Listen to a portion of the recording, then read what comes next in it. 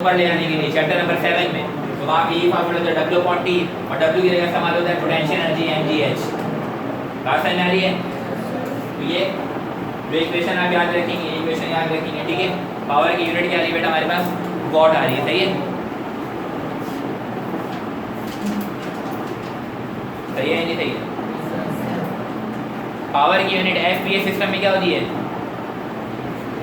Power की unit FPS system में foot pound पर सेकंड। पावर की यूनिट FPS सिस्टम में क्या होती है? फुट पाउंड पर। जो नहीं मालूम तो वही इंपॉर्टेंट है, भाई याद रखना। तो इस हिसाब से आप लोगों के लिए सारी चीजें इंपॉर्टेंट है। अरे बात है, जो नहीं मालूम है भाई तो इसलिए आप लोगों के लिए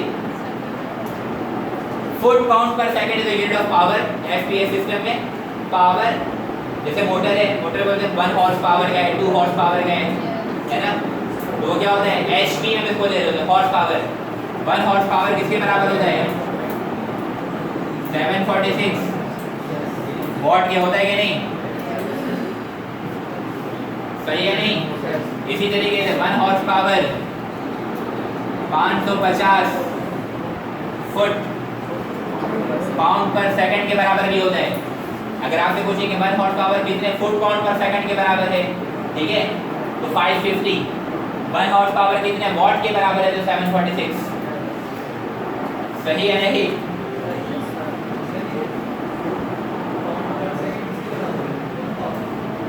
फुट पाउंड पर second is the unit of power in FPS system. FPS system को ब्रिटिश इंजीनियरिंग सिस्टम भी कहा जाता है, BE सिस्टम। इस तरीके से MKS सिस्टम को SI सिस्टम कहा जाता है ना।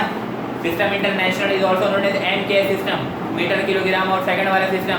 उसी तरीके से हॉर्स पावर जो है वो किसकी यूनिट है? पावर की यूनिट है। किसमें? FPS सिस्टम में, फुट पाउंड और सेकंड वाले सिस्टम में। 1 हॉर्स पावर कितने फुट पाउंड पर सेकंड के बराबर है? 550। 1 हॉर्स पावर कितने वॉट के बराबर है? 746।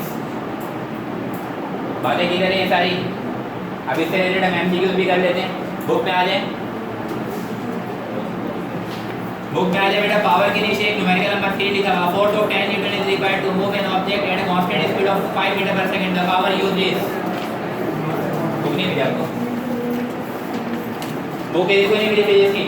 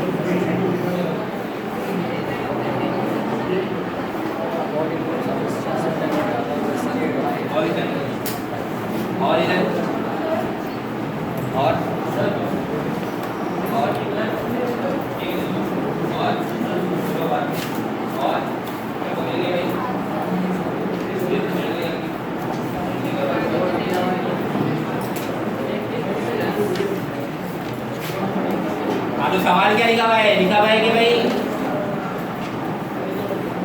a force of 10 newton is required. एक फोर्स जो 10 न्यूटन की रिक्वायर्ड है।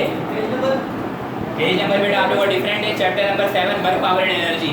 कल जो पढ़ रहे थे ना चैप्टर नंबर 6, फिर उसके बाद नजर आ गया? टॉपिक्स में लिखा हुआ होगा।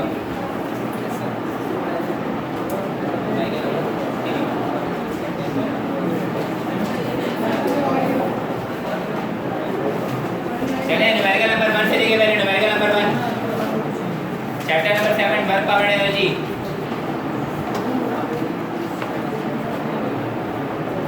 लिखा हुआ है, a body moves at distance of 10 meter along a straight line under the action of 5 Newton.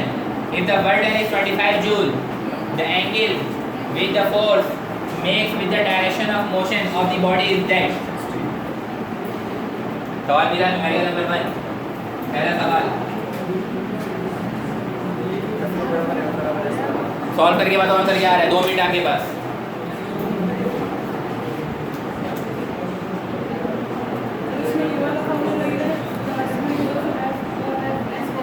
W equal to f cos theta, theta separate कर लेंगे तो थीटा बराबर हो जाएगा W, थीटा बराबर हो जाएगा cos inverse W over f।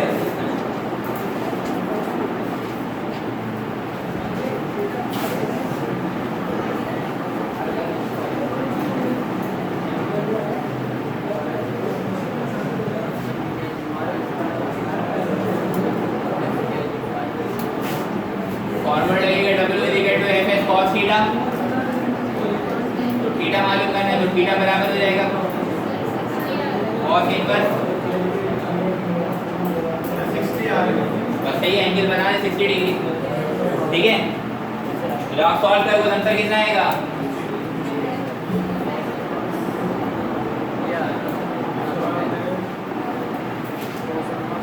अगला सवाल numerical number 2। A body of mass 5 kg initially at rest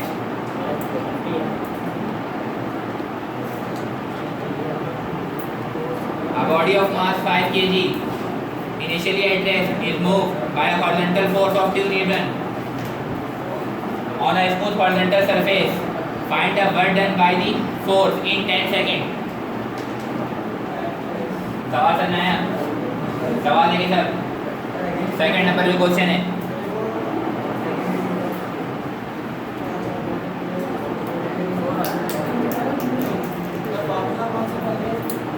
formula y से 3290 वाला, ठीक है।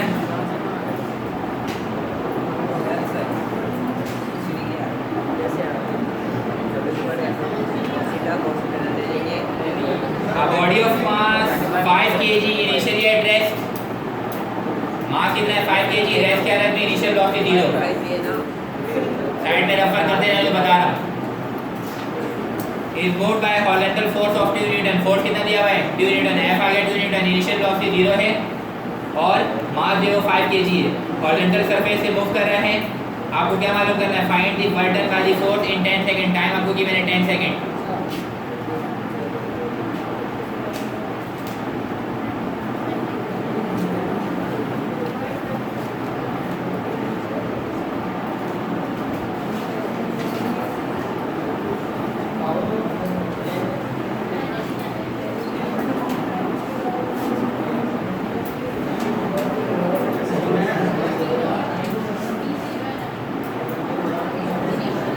Find the work done in 10 second, ये लिखा हुआ है ना,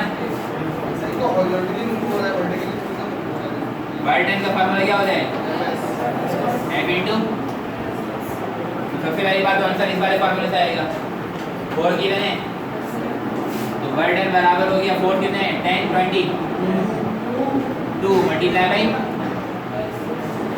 S का आधा पता नहीं है, S की लगा देते हैं, S इक्वल टू क्या है VIT प्लस का हाफ 80, और किधर देखना है पहले, ठीक है, ये सॉल्व किस तरीके से हो रहा है, वहाँ पे इतना टाइम नहीं होगा कि अलग से रफ करें, ये करें वो करें, ठीक है, तो आप चीज़ों को देखें। फॉर्मूला आंसर इससे आएगा W बराबर हो गया 2 मल्टीप्लाई बाई S, अगर S पता होता तो हम बटन मालूम कर लेते, अब S मसला कर रहा है तो S की जगह लगा S equal to VIT plus half 80 square, अगर ये सॉल्व करते हैं तो S इक्वल टू VI कितना है 0 मल्टीप्लाई बाई T प्लस का हाफ, A का भी आता पता और T स्क्वायर 10 सेकंड है ना, 10 का स्क्वायर कितना हो जाएगा, ये 0 से मल्टीप्लाई हो क्या रहेगा 0 मल्टीप्लाई बाई T 0, अब ये 2 से डिवाइड कितना हो जाएगा 50, S किसके बराबर है 50, अब ये मसला कर रहा है, है ना, S इक्वल टू MA, ये किसके बराबर होगा, F कितना है, मास कितना है,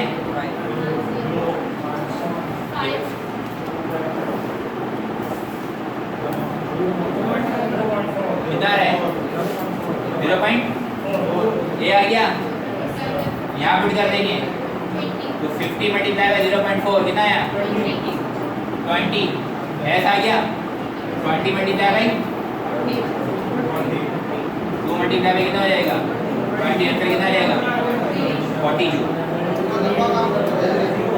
ये करने में लंबा लग रहा है ना, आप जब करोगे तो आपको 1 मिनट नहीं लगेगा करने में, प्रैक्टिस होगी तो।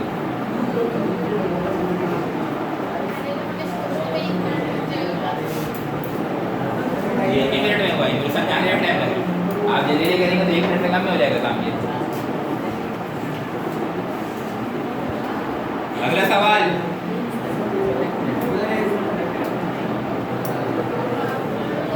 A force of 10 Newton is required। अगला सवाल जो है numerical number 3, A force of 10 Newton is required to move an object at a constant speed of 50 metre पर second, the power used is, simple formula लग जाएगा, ठीक है, F into V, ये लगेगा ना 10 मल्टीप्लाई बाय 5, सिंपल आंसर आ जाएगा 50।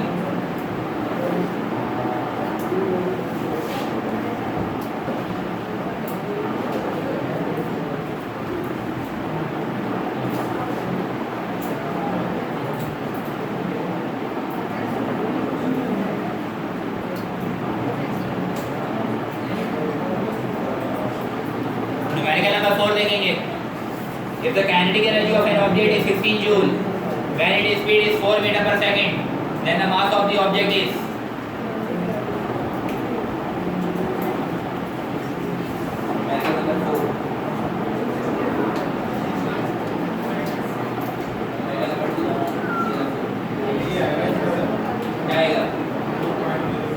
Numerical number 4,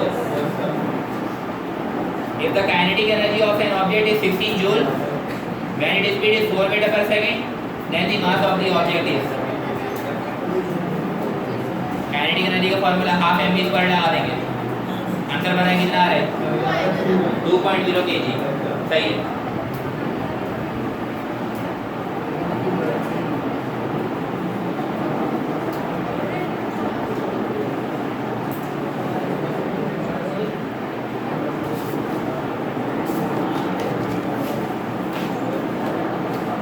numerical number 5, क्या आंसर आया सर पास? 2.0 मास जा मास जो मालूम है ना 2.0 ऑप्शन कर देगा कौन सा,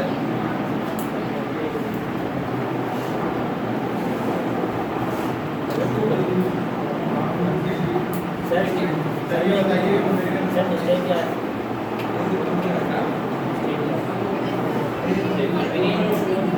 अभी भी बार है तो इसको निकाल किधर जाएगा, ठीक है तो इधर से करें। अरे तो गाइड सर वेट का ठीक है,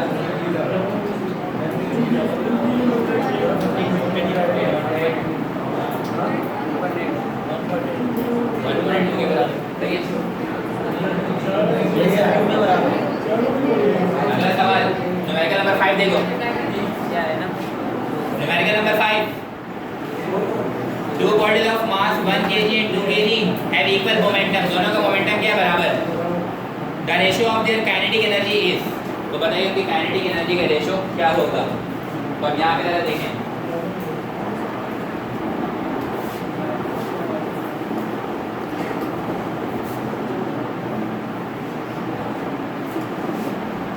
kinetic energy in term of momentum, kinetic energy का फॉर्मूला इन टर्म ऑफ क्या, मोमेंटम। ये जरा याद रखिए, काइनेटिक एनर्जी का फॉर्मूला मोमेंटम के फॉर्म में होता है, kinetic energy is equal to v square upon 2m, v square upon kinetic energy का फॉर्मूला मोमेंटम के फॉर्म में, अगर मोमेंटम गिवन है बोले काइनेटिक एनर्जी निकाले तो फॉर्मूला क्या होता है इसका, ये होता है relation between the kinetic energy and momentum. इधर देखो भाई, काइनेटिक एनर्जी मोमेंटम को डबल करेंगे, काइनेटिक एनर्जी कितना होगा 4 टाइम्स हो जाएगा, मोमेंटम को हम 4 टाइम करेंगे तो काइनेटिक एनर्जी कितना हो जाएगा 16 टाइम हो जाएगा, मोमेंटम डबल तो 2 को स्क्वायर कितना हो जाएगा 4, तो ये 4 और तो ये भी कितना हो जाएगा 4 टाइम, अगर यहाँ पे मैं कर दूँ 6 तो 6 का स्क्वायर कितना हो जाएगा 36, तो काइनेटिक एनर्जी कितना हो जाएगा 36 टाइम, अगर मैं इसका कर दूँ 5 तो 5 का स्क्वायर कितना हो जाएगा 25, तो काइनेटिक एनर्जी भी कितना हो जाएगा 25 टाइम। ये तो एक बात होगी। अब सवाल जो पूछ रहा है उसको देखो, सवाल बोलते two bodies of mass is 1 kg and 2 kg. The ratio of their kinetic energy is kinetic energy divided by kinetic energy. अगर मैं यूं कर दूं तो रेशो निकलता है, ठीक है, डिवाइड करवा दिया मैंने, क्या निकल रहा है, रेशो. तो इधर क्या बनेगा, p स्क्वायर अपॉन 2m बनेगा कि नहीं, और इधर भी क्या बनेगा, p स्क्वायर अपॉन, ठीक है. यहाँ पे मैंने कर दिया p1, यहाँ पे कर दिया p2.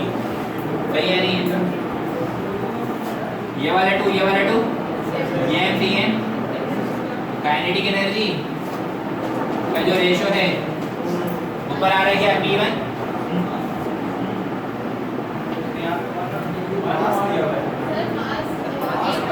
मास से कितने बोलो, एक का मास n है और एक का मास 1 kg and 2 kg. तो यहाँ पे कितना आ जाएगा 1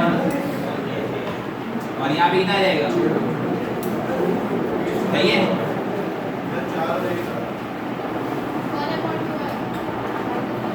तो ऊपर बचेगा हमारे पास p1 का स्क्वायर, सही है, डिवाइडेड बाय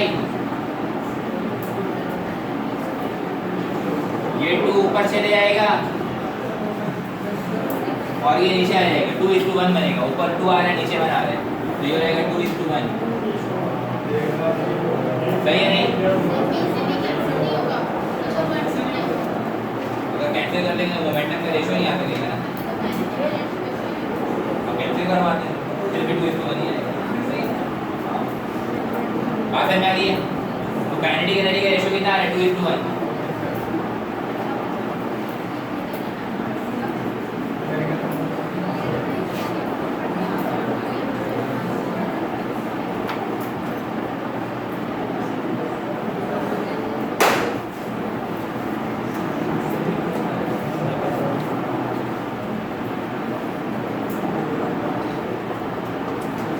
मिटा दो ये, मिटा दो ये.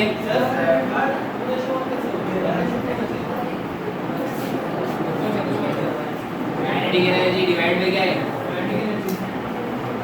इज इक्वल टू, ठीक है, पहला वाला कितना है, p स्क्वायर अपॉन मास कितना है पहले वाले का, डिवाइड को मल्टीप्लाई में चेंज कर दूं, ऊपर क्या जाएगा 2m डिवाइड बाय दूसरे वाले का मास कितना है, ये वाला 2 ये वाला 2, ये भी ऊपर क्या बचा, नीचे क्या बचा, सही है.